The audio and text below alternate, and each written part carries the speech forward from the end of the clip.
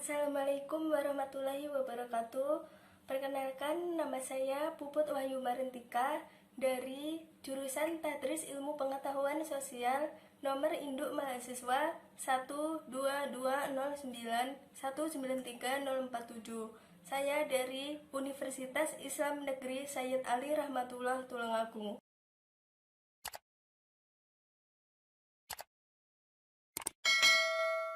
Halo, selamat pagi semuanya. Bagaimana kabarnya? Semoga sehat selalu dan tetap semangat ya. Pada hari ini, kita akan membahas tentang mobilitas sosial. Anak-anak, coba perhatikan gambar di samping ini. Pada gambar tersebut adalah seorang direktur dan karyawannya yang sedang mengadakan pertemuan. Nah, bagaimana seseorang itu bisa menjadi direktur perusahaan? Menjadi seorang direktur perusahaan itu tidak mudah. Salah satu cara adalah merintis karir sebagai karyawan biasa, menjalankan tugas dan tanggung jawab sebaik-baiknya, sehingga mencapai prestasi dan promosi, dan akhirnya menduduki jabatan direktur. Seorang karyawan yang berprestasi hingga menduduki jabatan direktur merupakan contoh mobilitas sosial. Pengertian mobilitas sosial yaitu mobilitas berasal dari bahasa Latin yaitu mobilis, yang berarti mudah dipindahkan atau banyak bergerak dari satu tempat ke tempat lain. Sedangkan kata sosial pada istilah tersebut mengandung makna seseorang atau sekelompok warga dalam kelompok sosial. Jadi, mobilitas sosial adalah perpindahan posisi seseorang atau sekelompok orang dari lapisan yang satu ke lapisan yang lain. Selanjutnya, berdasarkan bentuk-bentuk, mobilitas sosial dibagi menjadi dua, yaitu 1. Mobilitas sosial vertikal dan yang kedua, mobilitas sosial horizontal. Pengertian mobilitas sosial vertikal adalah perpindahan seseorang atau kelompok dari suatu kedudukan sosial ke kedudukan sosial lain yang tidak sederajat.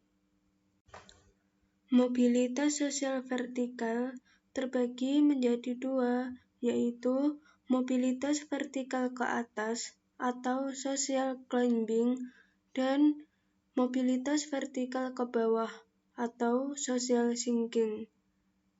Yang pertama, mobilitas vertikal ke atas adalah mobilitas yang terjadi karena peningkatan status atau kedudukan seseorang, atau naiknya orang-orang yang berstatus sosial rendah ke status sosial yang lebih tinggi.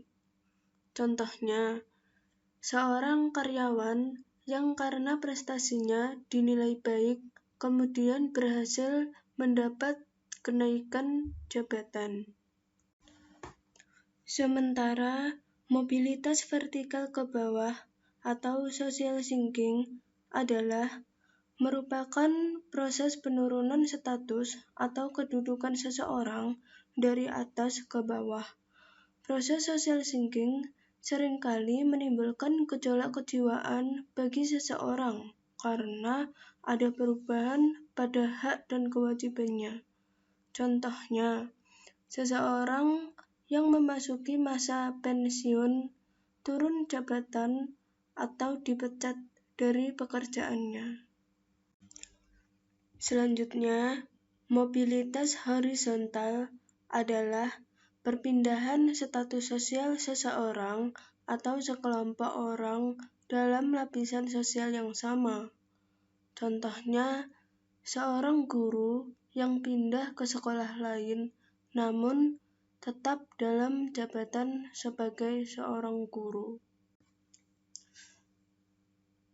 Setelah kalian mempelajari pengertian dan contoh-contoh mobilitas vertikal dan mobilitas horizontal, kalian tentu memperoleh pelajaran, yaitu bahwa hidup manusia itu selalu berubah.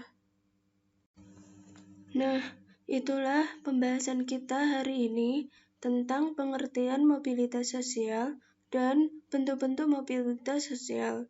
Semoga pembelajaran hari ini bermanfaat buat kita semua. Sampai jumpa di pembahasan selanjutnya ya. Wassalamualaikum warahmatullahi wabarakatuh.